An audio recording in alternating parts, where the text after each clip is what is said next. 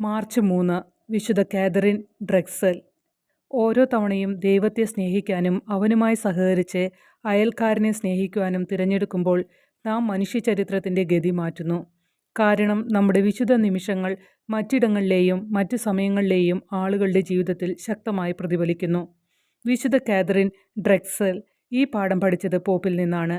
തദ്ദേശീയരായ അമേരിക്കക്കാർക്കായി സ്കൂളുകൾ സ്ഥാപിക്കുന്നതിന് വ്യോമിങ്ങിലേക്ക് കൂടുതൽ മിഷണറിമാരെ അയക്കാൻ ലിയോ 13 മാർപ്പാപ്പയോട് അവൾ ആവശ്യപ്പെട്ടപ്പോൾ എന്തുകൊണ്ട് നിങ്ങൾ ഒരു മിഷണറി ആയിക്കൂടാ എന്ന് മാർപ്പാപ്പ പ്രതികരിച്ചു.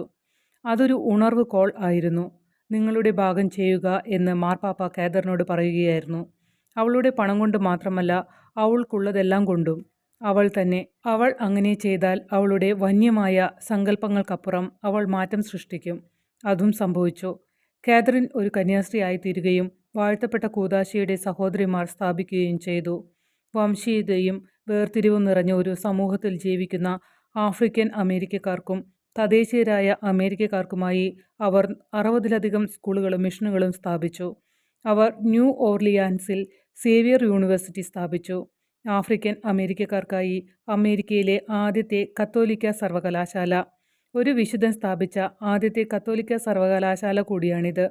ഇന്ന് ഓരോ വർഷവും ഏകദേശം 3500 വിദ്യാർത്ഥികൾ താമസിക്കുന്നു.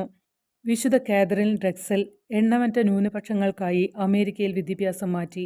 അവളുടെ പ്രവൃത്തികൾ മനുഷ്യചരിത്രത്തിൻ്റെ ശേഷിക്കുന്ന കാലം വരെ ഫലം കായ്ക്കുന്നത് തുടരും. പ്രപഞ്ചത്തിലും അതിനപ്പുറവും ദൈവം സൃഷ്ടിച്ചതെല്ലാം പരസ്പരം ബന്ധപ്പെട്ടിരിക്കുന്നു.